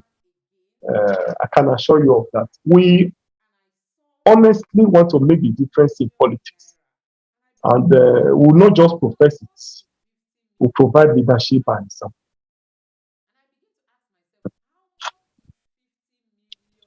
And then for the contribution, the party account is available. If there's any contribution to make, the account number of the party is there. If you want to make it open, you can make it open. If you want to do it quietly, secretly, you can also do it in whatever way you feel that you can contribute to the growth and development of the party. Will be fine. So we appreciate any contribution that is being made, and we'll take it from there. Thank you, Mr. Chairman. I think one thing also is to say, why is it that party members, they don't pay some membership fee or something? Well, there's membership fee of 100 naira monthly dues. But you see, 100 naira in this generation, not 1,000 naira monthly due. Do they even pay the 100 naira? No, because so this is the thing, the truth of the matter is, our polity has been so destroyed by PDP and APC. People in the world are used to a situation where political parties give them money to attend it. When you attend meeting in the world, it is expected that you buy groundnuts, you buy biscuits, buy mineral and drinks for people who come to attend those meetings. It is also expected that you find something for them to transport home. If you don't do that, you won't find people to attend meetings again. So in such a scenario, such people, you now tell them to come and pay for meetings. So Aisha is pretty difficult. So what we can do is to liberalize this process. Let us use what we have to get what we want. And we'll begin to take it from there. Yeah, I totally understand with you, but I think, and this is for me speaking to, this is not just directed at Chairman, but it's directed at all of us to say, if we really want things to change, we also need to begin to do the needful. Places where people are members and they are not ready to pay their membership, the first of 100 naira a month is too small. At least it should be 1,000 naira a month. That's 12,000 naira from everyone. So it's not it's a month.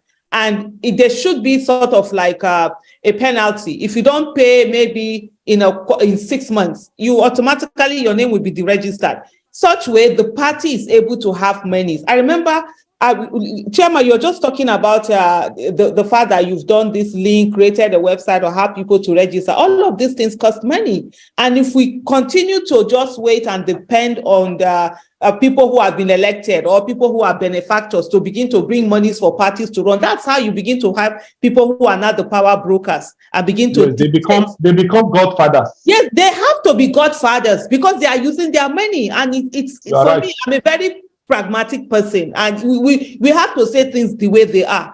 If we are refusing to bring 1,000, those who are members are refusing to bring 1,000 a month, and then the person that is spending millions, how are you coming to say that you people are going to have equal rights? How is it equal? When it comes to financial, you are not equal. It is now when it comes to you getting something. So these are the things. If we need to do, where people expect that if they come to meetings that they are going to be fed, it's automatic without them putting anything. We need to face that away if we really want the policies that will begin to bring good governance, accountability, and transparency. Otherwise, we'll continue to have what we had before, where people just get into office and steal as much money as they can because they will need to use it for their parties. They will need to use it for people around them, and then they will need to use it to pay their way in. And so these are some of the sacrifices that, in a way, needs to be made as we go on this one. It's a very major issue. Like when the Imo State gubernatorial form became 25 million. A lot of people, people were. I was shocked. I remember we had that conversation with you, Chairman. I'll call her like, Chairman, what's going on? How is this? And one of the things that you said then that stayed with me was you said, this is how the party is able to do a lot of things that they do. It's from this whole this. And so I think as citizens also, we must devise a way of ensuring that parties also have their monies that they are going to use, especially Labour Party, for those who are going to be members of that Labour Party. Otherwise, we'll continue to have same as what we have before. That's all I just wanted. Aisha, yes, let me be frank with you. Majority of our people are poor. Some people in the rural areas will attend meetings because of that biscuit and granola they are coming. If you really go to the world, the interior, I'm not talking of the urban center, where people are really, really poor, so you see that it will be very difficult. 100 naira, even this 100 naira. But I agree with you perfectly that these monies are needed, no doubt. But that's why I said we put it on the front burner, that contribution is important, is necessary. And let us see how we can get people to make this contribution. But it's pretty difficult at the rural level. Yeah, I agree. It's quite difficult. It's not even just rural area, even in the city, because a lot of people feel it's a waste. People don't, when it comes to membership dues and all of that, people really don't respect it as much as they should. But the issue for me is this: do you just want numbers in a political party just carry, or do you want people who are active and contributing to the political party in a way? Because you can actually be a citizen without being a political party member and still be able to vote, still be able to do. That's why nobody charge anybody for voting. So maybe those are places where we can have people there doing all of that. But as long as someone is making that deliberate effort to say, I want to be a member, then there should be a contribution that is coming from that person. And 1,000 naira, it's not too large in money. 100 naira, I don't know where to come to that. It's less than it's that's like 3 naira every day. Yeah, even right. if it's 5 naira the person is keeping, 1,000 naira divided by 30, it's not too harsh, no matter how we say, oh, some people don't have, because otherwise these are the same people that we wait. They can't pay 100 naira. The people who have big money will go and pack them because they give them money. They will now make them delegates, and then they will come and be voting on behalf of other people.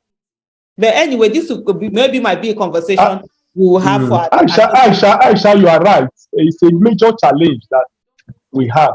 It's a major challenge, and I believe that as we move on, we're able to deal with it. Rome was not built in a day. We have to go gradually.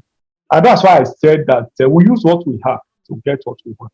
If Peter Obi had one presidency, or let me put it in a better form, if not that our mandate was stolen, it would have been the beginning of a new era in Nigeria. All what you are saying now would have been, have gradually been preaching it, and they pull people out of poverty. And then you'll be able to entrench some of these ideas. You know, when people are generally poor, they are hungry, they have no job, it becomes difficult to do some of this. But I agree with you perfectly. It's a matter we need to interrogate. It's a matter we need to find a way around, because if you leave political parties to be sponsored by 1-2 persons, they become godfathers and begin to dictate. Who becomes the victim of it again and again. So it's actually like a vicious cycle. I must find a way of breaking out of that vicious cycle. Thank you so much, Chairman. There's someone here, Stephen Okon, that just joined in late. Yes, they've already spoken about how to become a member. For those in diaspora, there's a link. You can just join online and register online up to the world level. So they're going to put that link out there. Chairman, did you send me that link? No, I've not sent it. Okay. The one I can send to you now. The one I can send to you now is Bayelsa, Imo, and Kogi. Okay, so Bayelsa, Imo, and Kogi are ready. The other ones will come up as they go on. So we'll share that link. I will share it, please, on either my page or my YouTube channel, and we'll get that out there. Let me come to you, Erastus. I hope I pronounced your name well. If I didn't pronounce it, no verse. Correct me, please. You can unmute. I knew you were here earlier, and then you dropped off. Yeah, go ahead. Yes. Can you hear me now? Yes, we can hear you now. Awesome. Good evening, everybody. Ms. Aisha Yesufu and the chairman of Labour Party. It's an honor to be here with you guys. I must commend your awesome job. I mean, Aisha, you are a great inspiration. Amma, you use your 2 minutes, so you never asked. Sorry, I beg. All right, so let me just take your point. Mr. Chairman, first question is to you. I mean, is there still hope? Because I'm a nurse, by the way. I'm a medical doctor practicing in Grenada in the Caribbean. So we get information from all of these kind of conversations and things that you guys drop online. We don't know firsthand what's happening. Is there still hope of reclaiming the stolen mandate? That's one question. The other one would be to buttress on the point made earlier by Olatunji and the other guy who just spoke about the need to utilize what we have in the space now. I mean, Labour Party came on board and it became a movement because Labour Party used up the social media properly and the IT technologies available. And I think that all we're talking about transparency and improving funding can be really, we can achieve that very easily if we utilize IT. So this other guy that spoke about the, we call it the app that was formed by this guy, Vincent, I think we can elaborate on that app properly and create a platform where we have all registered members of Labour Party, like an app where everybody can interact. Even those who want to join can easily log on through that app and make joining Labour Party very easy and accessible. And where we can also have, interactions, and that will boost the transparency. That would foster communication, and the party can, actually proliferate across the regions of Nigeria if we can utilize the IT properly. I'm from Imo State, and I'm hoping to join Labour Party the moment Aisha drops that link. And I'm really in support of you guys, and I thank God on your behalf, because what you're doing, if nobody's doing it, then that means some of us will be left in a hole as far as Nigeria is concerned. Thank you so much, Erastus. You actually did it within your 2 minutes, and that's great. So this is assignment for me now. They are asking for that link, so I will get that link and then I'll post it on this thing. So I'll take note of that. Thank you so much. Mr. Samuel, have you spoken before, or is it I've just keep seeing your? Hello, Mr. Samuel, go ahead. Except if you've spoken before and your hand is still up. Mr. Samuel Efeturi. Okay. Emmy. Hello, Emmy. Okay, go ahead, Mr. Samuel. Yes. My respects to to our noble, calm, soft-spoken, and incisive chairman, and all. Thank you. I greatly appreciate all your sacrifice for our beloved. Chairman, I'm not expecting a public answer from you on this question, but somebody spoke earlier and said our reactions to certain of the attacks were very slow. Chairman, we are in a battle that is going to get fiercer and fiercer. I can assure you that. And one principle in every battle is you must use everything you have to fight. I have listed almost 15 fronts that the enemy is coming at you and all the team. But we are always reacting. I am asking, please, that we should go into our closet where we can develop a war strategy. We are in a serious battle. And I'm afraid my observation is that we are too sympathetic or too a bit careless. How can somebody invade a national headquarters of the party and loot things, carry things without any confrontation of any kind? I'm speaking to you very honestly. I don't want you to answer publicly, but you know where I'm going. I don't want us to assume too many things. The enemy is dogged. He is reckless. He is down to earth, ruthless, and will do anything to get himself across. So let us fight that way. I wish you the best, and I just pray that God will give you people wisdom and the ability. Use everybody that you have. You have many people. Use Thank everybody. you, Mr. Samuel. God bless you. Amen, and you too. So that's the time. Apologies, I didn't tell you early enough that your time was coming. Emmy Otos, go ahead, please. I'll just quickly take him. We have done about we are coming up to 2 hours now. I think it's 8 o'clock in Nigeria, right? Yep. I'm not mistaken. Yeah. So it's about 2 hours we've done. So we will be rounding up now. Normally, sometimes we do 3 hours, but I don't know whether our chairman, he has a lot of things to go ahead and do. Let's not keep him here too long. So Emmy, go ahead, please. Okay, Peter Onduka, go ahead and unmute yourself.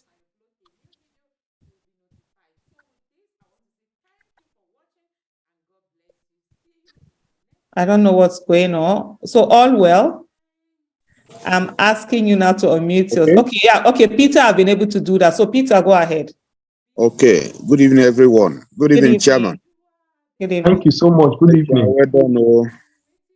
Can you put on your video, please? Okay, the place I am is actually okay, no, if you can, no problem, it's okay. Okay. Please, I want to use this opportunity to really appreciate all our effort. The area I wanted to ask little question was on the membership. Those that are registered online. We will come back to you all well. Peter is speaking now. Those that are registered online, how do they get a membership card? And do they have a database so far for members, whether online registered and manual registered?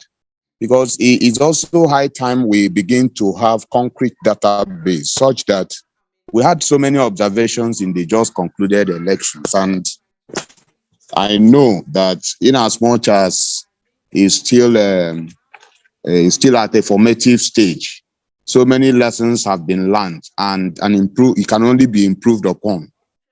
We need to really consolidate on our database to be able to be well established going forward.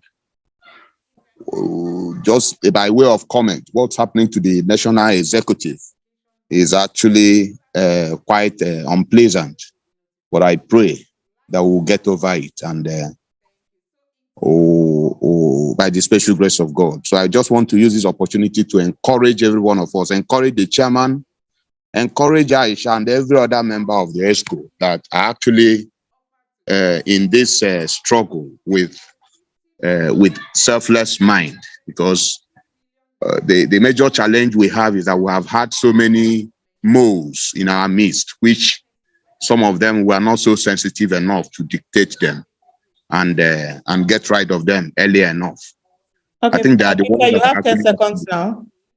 So I think I want to appreciate every one of. I asked a question with respect to membership card and those that are registered online. Yeah, your questions have been noted. Okay. Yeah, that's Thank the time I'm going on. Thank you so much, everyone. I think I'm going to be a little bit more strict with time and whether to even reduce the 2 minutes because chairman needs to go. But let's take All Well Mbagu. Yeah, go ahead and unmute yourself again.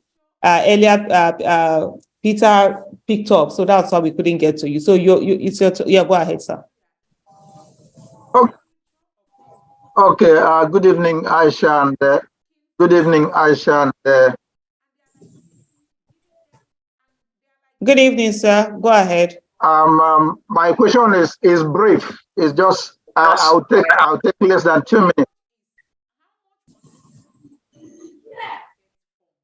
Go Okay. ahead.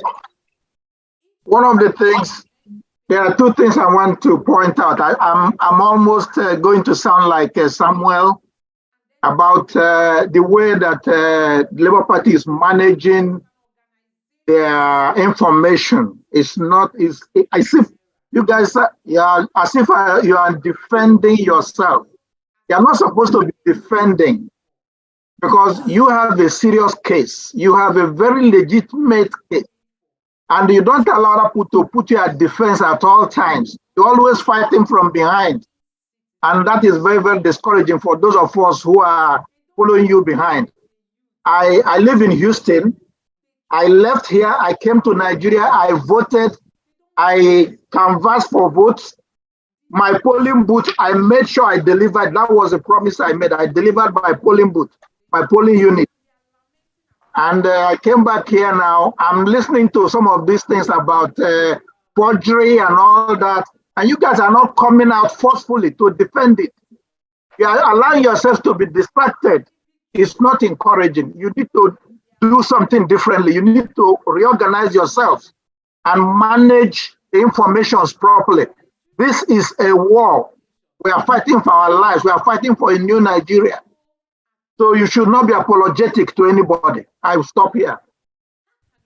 Thank you so much for that. I think we'll take the final question for today, and that's from Innocent. There are no longer any hands up. And I think we're going to, we will stop here, and then we just have the closing remarks and all of that. So Innocent, go ahead. You will be our final. Casey, you're raising your hand now. Yeah. Innocent, Hello. go ahead. Hello, Aisha. Thank you so much. Thank you, Mr. Bure, for all the efforts you are putting to reclaim our mandate. Please, I have a question to ask, and that borders on the way LP is handling matters. LP should wake up. We that are in diaspora are not happy with the way LP is doing things. They have to wake up and realize that this is a battle. We don't just sit down and be on the defense all the time. No, you have to wake up. I have been suggesting this. I have sent several messages to some of you who are in LP. You have to constitute a war room to handle APC. You need to start publishing all the mutilated IRF results on national media, national dailies, and on social media. Polling unit by polling unit, all those results that we are mutilated have to be brought to the open. Nigerians may not have the time to go through the IRF, but if you keep on bringing those results one after another, you bring the one that was mutilated side by side with the one that's the original. You publish them in the national dailies every now and then. that will expose APC corrupt practices, and that will put them on the defense. LP, please, should wake up. They're not happy. They should wake up and be on the offensive. We don't need to be a gentleman in this matter. You're dealing with people who are criminals. You have to wake up and handle them properly. Please, Aisha, I thank God that I'm doing this case. I'm just on my break. I said, let me quickly come and join this. I'm contribute this. At least let the chairman hear me and hear me well. You guys are sleeping. Wake up and be on the offensive. Please. Thank you. Thank you so much, Innocent. You said wake up, wake up. When chairman say me collect the money now, I no go bring money. I just remind me of this thing. Wake up, collect your money. And that's the main thing we're talking about. I said, unfortunately, I think that we'll make that our last question, except if chairman is open to adding other people. So, chairman, back to you now. We have somebody talked about having hope in reclaiming the mandate. Yeah. Well, there's hope. We believe that we'll reclaim the mandate with what we have put before the courts. We are very, very sure that the court is a court of justice, and therefore we believe that we'll be able to reclaim the mandate. Obviously,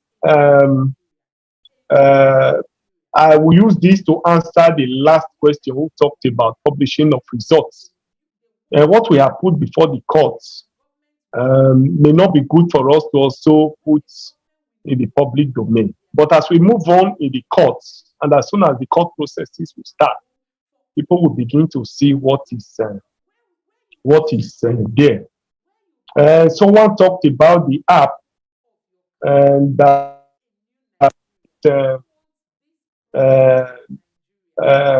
will make membership registration easy and so on. I believe that somebody raised this issue before. Yeah. And identified that it was that app that was developed by FAR. And I promised that I was going to liaise with him to see the workability of it and to see how we can harmonize it with what we have. Somebody talked about prompt response to issues, that we are sympathetic, we are always in the defensive. We'll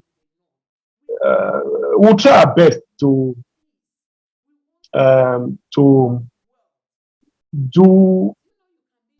be swift in most of our response, like I said before. Members of the public should also assist us with information where you have them, in order to enhance some of what we are doing. I agree with you that it's a total warfare, and then we'll continue to do our best to fight the war. And I believe that we'll be able to win this war. What has played out in the past few days within the party and outside the party, no doubt, have taken them to the cleaners. The people are the ultimate judge. And even the little man on the street, the little boy on the street, know that what is happening within the party is that is done and orchestrated by the APC. As we move on, we'll continue to develop more strategy and develop more thinking as to how we'll be able to deal with the issues as they arise. Somebody talked about membership online, whether the cards will be made available. Yes. As soon as we conclude the membership revalidation that we are going to start, and members pay their monthly dues and pay the money for the cards, we'll print it and send to those people. But the registration will be open, everybody can register.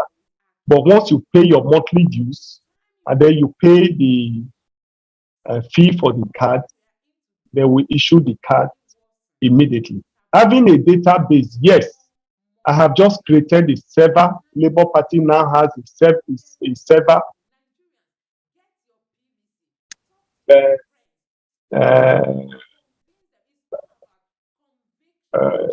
So a lot of all these databases will be integrated into the server, and every other thing will follow.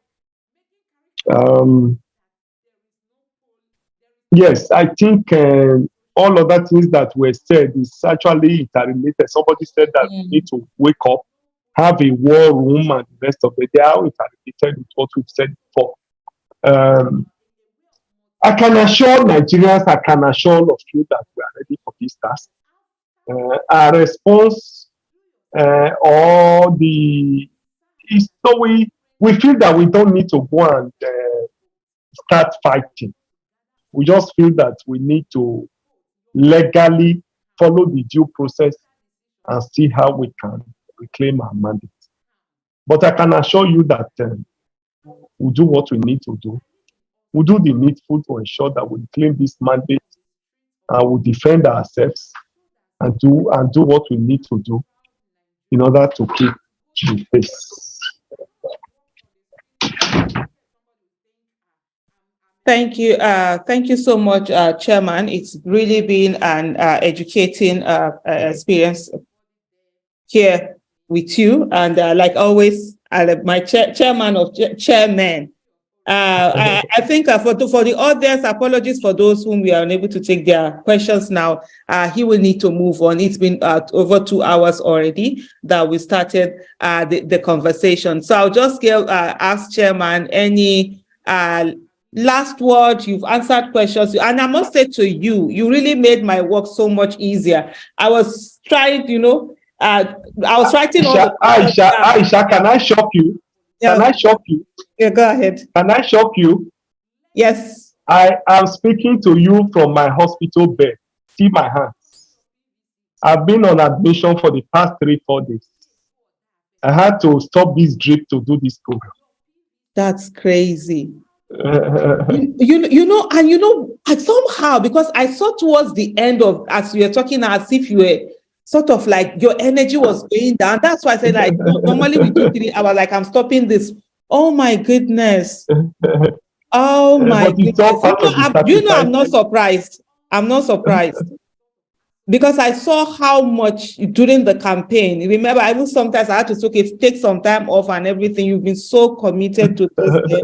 This is crazy. Thank you. Honestly, Chairman, thank you for doing this. And I think we just have to quickly round up. Somehow I just felt there was something. I'm like, okay, this is not how chairman speak. When you speak towards the end, I didn't know that you're not even feeling fine. So all this while we're talking, you were just talking.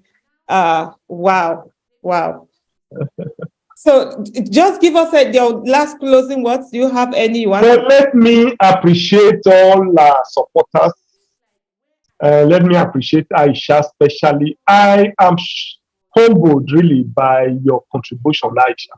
Well, you have always been wonderful. You have always been, you've always stood by the people, and I'm very, very proud of you. I'm happy that you are my sister. Let me assure people that we have put our hands on the plow and they will not look back. We'll continue to fight. Our response may be slow. You may think that we are on the defensive, but I want to assure you that we'll get to the promised land. I'm happy doing what I'm doing. I feel highly fulfilled that God has given me this privilege to lead Nigerians, the downtrodden of our people, to struggle for a better Nigeria. Let me reassure you that we'll reclaim this mandate and we'll begin the journey for a new Nigeria. A new Nigeria is indeed possible. Thank you, and God bless you this evening. Thank you so much. Thank you so much, Chairman, and God bless you. And at this moment, I just want to say to every one of us that is listening, this is the Nigerian spirit. This is a new Nigerian spirit, and there's so many people who are doing so many things and sacrificing so much. I didn't know that Chairman was in Philip. Otherwise, I would not have done this. I would have definitely said to him, no, I'm sure that's the reason he didn't even let me know. But I did notice as we kept talking that there was energy was going on. There was a bit of lot of hesitation. I know that's not Chairman. I knew something wasn't very right. And I decided to like, okay, we are stopping this at this moment. But just to say to everyone, there is hope. There is hope of a new Nigeria. And what is happening today is not really a fight against Labour Party or a fight against Peter Obi, but it's a fight against the whole of Nigerians.